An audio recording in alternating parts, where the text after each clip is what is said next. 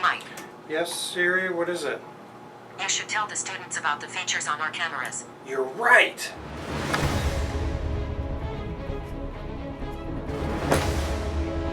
No.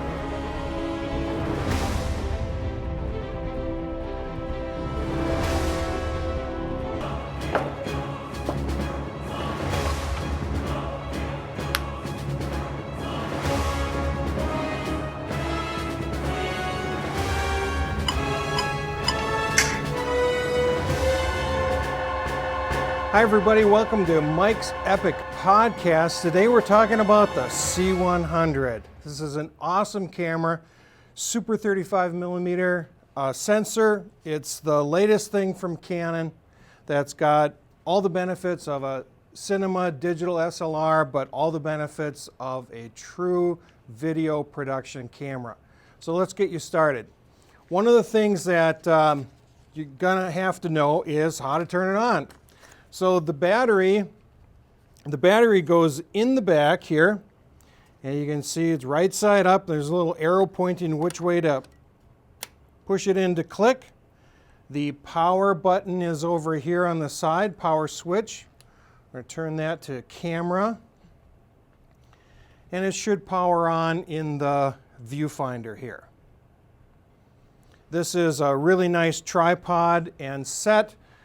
The Sockler Ace is a little bit larger than our other version. You can tell which tripod bag to use because it's got the handles on it. It makes it a little bit larger tripod, and it's got the flat red feet on it. We've already done a lot of setup with these cameras. We have 3 of them that are set about the same with wide dynamic range, rule of thirds, presets in the screen. And we've set these up to 24 frames per second. So like we said in the back, the battery slides this way. Here's the battery release to get it out. Power switch on the side, and the SD cards go in this slot right here. So you lift this up and you push that down to receive the SD cards. Let's talk about setting the exposure on this camera. In the viewfinder for the Canon C100, you'll see a little guide right here, and that's the exposure guide. So there's a overexposed or a negative underexposed for how that is set up. There's a little overexposed, point at something dark, it's underexposed. Now, as you remember from Principles 1, there's 3 ways to adjust the exposure. The f-stop for the aperture, the ISO or the sensitivity, and the shutter speed. Now in our camera, we're not going to change the shutter speed because that is a double of our frame rate, which we've already set to approximately 24 frames per second to have that film look. But we can change the ISO and the iris or the f-stop. The f-stop iris is changed with this dial right here. So it's on top of the handle near the start and stop. It's a little dial here, and as we move this side to side, it changes the f-stop. Moves it this way or moves it this way. So all the way closed is at 22. All the way open will be an f-stop of 2.8. This is a very nice interchangeable lens that goes with this system that keeps a consistent f-stop through the whole zoom. 2.8 is our smallest number, largest hole, most shallow depth of field. One of the things we're trying to achieve with the film look nowadays is a shallow depth of field. So you're going to want to try to keep that at that low number. So then that means if we're not changing the shutter speed and we're keeping our f-stop large, or the number small, then we can adjust the ISO. Now the ISO adjustment is kind of tied into some other things that are in the menu here. And we can get to the menu by pushing this joystick straight in. There's also a joystick over here right on the handle, and sometimes it'll be convenient to push this one in and out. But we'll do it here because it's right next to the viewfinder. By pressing this joystick in and then side to side, it cycles through, letting us change the white balance, the ISO, and the shutter speed. Now we already said that we're not going to change the shutter speed. We want that to remain at a 48th of a second. Now after a minute you can see that the orange goes away and it goes out of the edit mode. So we just push that in again, and side to side is going to cycle through those three things: white balance, ISO, and shutter speed. We'll talk about white balance in a few minutes. Right now let's talk about the ISO. So as we move our little joystick side to side to get to the ISO, then up and down to adjust. The higher the number, the more sensitive and the greater the exposure. We can see that from our little guide here that it's slightly overexposed. Now it exited out of the edit mode, so I got to push the joystick again to be orange. And now let's go down, try to get that exposure near the center. Now you may notice that there's little brackets around the number 850 when we get to that. That's sort of like the optimum ISO, kind of the optimized image for that number, but it doesn't mean you can't go above or below it. If you get too high though, it does introduce some noise because of the sensitivity, but that's going to get pretty high and you might want to go ahead and experiment with that. Now, there is one more thing. The good news is there's one more thing that we can do to adjust our exposure, and it's not a feature that's normally on a digital SLR, but it is on a professional video camera, and that's neutral density filters. Neutral density filters are like sunglasses for your camera. There's a dial right here on the side of the camera, ND, neutral density filter. And when we swing that around and push that, it'll click, and it's actually sliding gray filters in front of the lens. Let's look at the viewfinder. You can see it says ND2, which is 4 stops right there. The ND3, 6 stops, 6 f-stops of exposure. Let's do it again. You can see it's actually sliding a little sunglass lens up in front. So ND1 is going to have 2 stops. Move it back the other way, and now there's no ND filter. So this often happens when you're trying to get a shallow depth of field and a large aperture outside, and there's too much light and you need to cut it back with a neutral density filter. Now let's talk about white balance in the camera. You remember that our little joystick will cycle through selecting the ISO, the shutter speed, don't change the shutter speed, and the white balance. So when we get orange on the white balance, we can go up and down to select several different types of white balance settings. There are some presets. The little light bulb means indoor. There's a little sun for outdoor.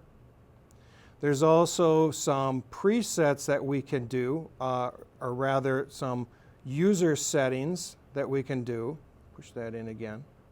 And there's auto white balance. Now you never want to have your camera set to auto white balance because like exposure, over time the white balance may change, and in the editing phase you won't see it in your camera, but when you get to the editing phase you'll just notice these subtle color changes, especially if a cloud goes across the sky or something like that. Your eyes don't notice it, but the camera is always changing, and then you start putting shots next to each other, the color will be different. So we always, in a professional manner, want to lock the white balance as well as locking the exposure. One of the things you can do is go to auto white balance, see what the camera thinks is the right temperature, then go to the setting that says K, go over to the side, and then cycle down and change that to what the camera was saying is the white balance. Normally what we would do is white balance ourselves. We'll go down to user A, put the white card in front of the camera, and then there's a button on the side of the camera to adjust that. It's these buttons right here. So this WB white balance is going to select white balancing, and then this little button here with the white card and the exposure, it almost looks like a tulip, I guess. Push and hold that in until it white balances. So I'm going to press that button. We can see what the screen looks like. Put a white card in front with the lighting that we're going to use. Push in that white balance. It flashes and flashes until it changes, and it comes up with 3200. And 3200 is actually the setting of lighting that we're using for this particular interview. Now we're going to get into focusing the camera. There's an autofocus built into the lens as well as manual focus.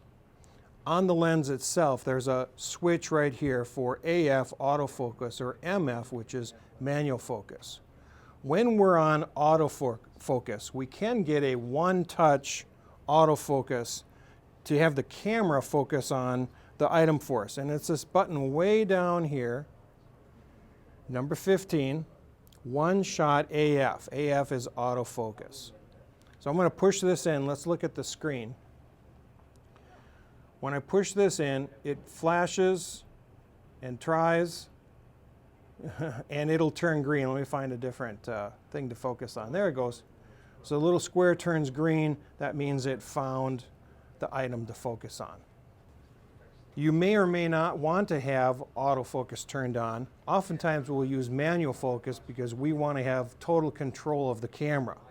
By switching this to manual focus, now I can use the focus ring here to adjust my shot. There is some things that'll help with that focusing situation. It's magnify, the setting for magnify. Now we have a button here that says magnify. We also have a button over here on the handle that says magnify, number 7. So as you're working, just a quick touch of number 7 will magnify the lens. Now let's take a look at the viewfinder. When we push the magnify button, 3 things happen. One, of course, it magnifies in to help us see. But I've also turned on the fact that it's going to go to black and white, which will help us remember that we're in the magnify setting. And I've turned on peaking. So when I find something in focus, the edges will turn yellow. That tells me the things that are in focus. That's a little help. But we don't want that on when we shoot, so we're going to push the magnify button again to turn that off. The last thing we're going to talk about is the audio setup. There's a great camera with a professional setup of 2 XLR connectors to do dual channel recording.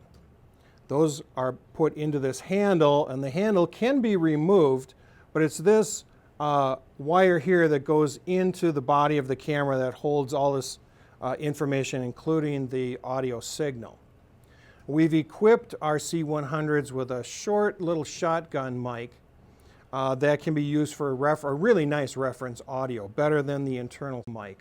But again, you never want to use a reference mic like a shotgun mic like this for your primary audio. You're always going to want to plug in a lavalier or use the shotgun boom mic or a handheld mic if you're doing interviews.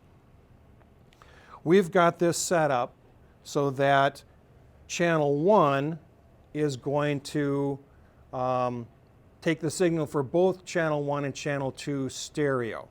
So we've plugged our reference microphone into channel 1. If you're going to use a lavalier, you're going to take this out and plug it into whatever's your primary audio, plug that into channel 1. Over on this side then are the settings. There's a little plastic door that comes down to protect this. You're always going to want to keep these on manual, keep the signal as microphone and not line, and keep both of these on external. That means that channel 1 and channel 2 are going to receive the signal from channel 1.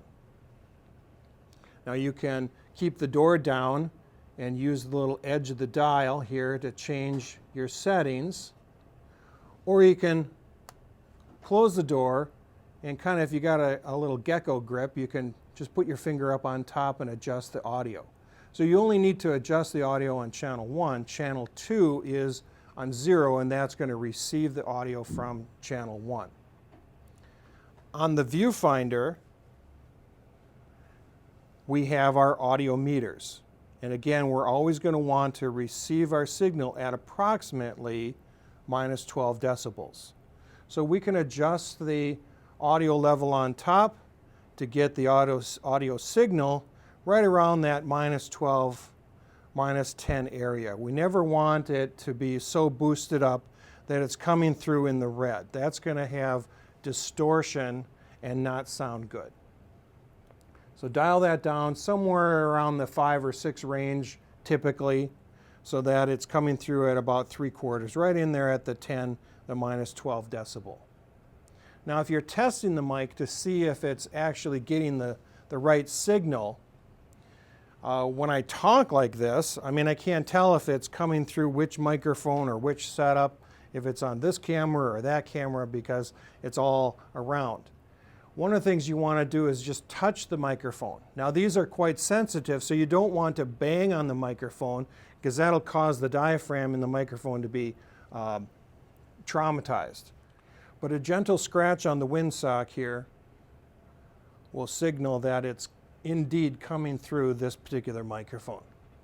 And I know that the signal's there, and I've not traumatized the microphone by hitting it. And don't blow into it. Blowing and hitting on the microphone is just going to be too much for it. But a gentle tap and a gentle scratch knows that it's not my voice. It's indeed just coming right through that microphone. So that's the initial setup for the C100. It's a great camera, takes great images. Hope you're going to really produce some great content. Have fun.